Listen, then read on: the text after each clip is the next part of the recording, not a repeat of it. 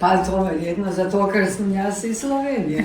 Pa sem vedno, kadar smo se nekaj dogovorili, da ste se tega držali, kaj ste obljubljali, tako da to ni bilo posebej problemov, da vam verjamemo.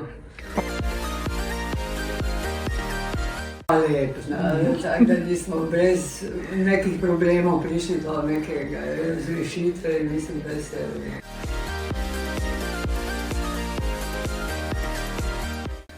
Ja sam bio, evo moram na srpskom, ja sam bio zaista veoma zadovoljan i celokupna komunikacija i sve što smo se izdogovarali, sve je bilo urađeno super i imali smo čak i predloge s vaše strane i to je isto bilo sjajno.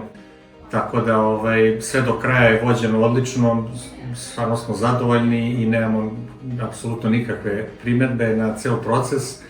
I stvarno bi preporučili svima vašu agenciju i tako da nadam se da ćete imati dosta posla u budućnosti.